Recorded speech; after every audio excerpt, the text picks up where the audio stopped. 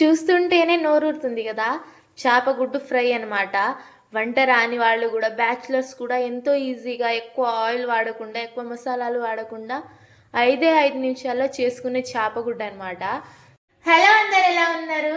So ఈరోజు అయితే ఇంకో వంటకంతో వచ్చేసాయి అనమాట. చేపగుడ్డు ఫ్రై టేస్టీగా ఉంటుంది. వీడియో కానీ నచ్చితే లైక్ అండ్ సబ్స్క్రైబ్ చేసుకోండి. సరే, ఇప్పుడైతే వీడియోలోకి వెళ్దాం, సరేనా? చేపగుడ్డుని నీట్గా వాష్ చేసి సైడ్ పెట్టేయండి. ఇంకా స్టవ్ ఆన్ చేసుకొని పెనం పెట్టండి. పెనం హీట్ అయిందో లేదో చూసుకొని ఆయిల్ పోయండి. ఆయిల్ కొంచెం ఎక్కువ వేస్తేనే చేపగుడ్డు టేస్ట్ బాగుంటుంది అండ్ క్రిస్పీగా ఉంటుంది. అప్పుడు మనకు కొంచెం టేస్టీగా అనిపిస్తుంది.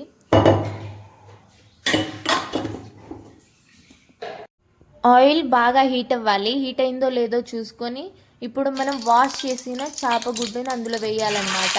అందులో ఏం వెజిటేబుల్ అవసరం లేదు, ఓన్లీ చేపగుడ్డు వేయాలి.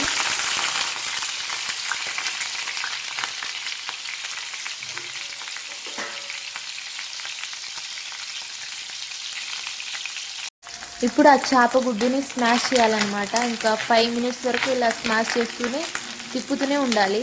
ఇలా తిప్పకపోతే అవి కొంచెం ఉండలు లెక్క ఉండి లోపల కుక్ అన్నట్టు అనిపిస్తుంది. సో మీరు 5 మినిట్స్ వరకు తిప్పుతూనే ఉండండి.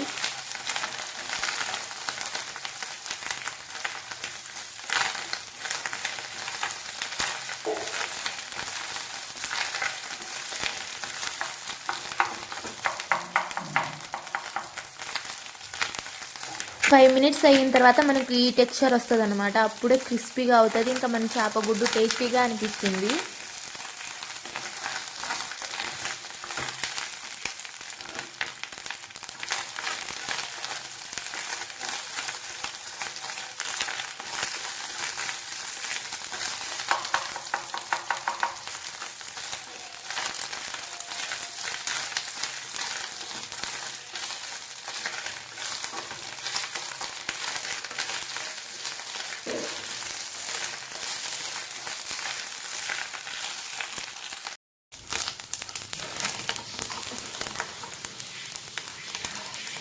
చేపగుడ్డు గోల్డెన్ కలర్లో వస్తే అది కుక్ అయిపోయినట్టే. తర్వాత మనం ఇంకా సాల్ట్ 1 స్పూన్ వేసుకోవాలి. మీరు కొంచెం ఎక్కువ చేసుకుంటే కొంచెం 1 స్పూన్ వేసుకొని తర్వాత టేస్ట్ చూసి తర్వాత సాల్ట్ వేసుకోండి. ఇంకా 1 స్పూన్ పసుపు వేసిన తర్వాత 2 స్పూన్స్ కారం వేసాను అనమాట. కొంచెం స్పైసీగా ఉంటే టేస్ట్ అనేది బాగుంటుంది. అందుకే నేను 2 స్పూన్ వేసుకున్నా. మీకు స్పైసీనెస్ తక్కువ కావాలంటే 1 స్పూన్ వేసుకోండి.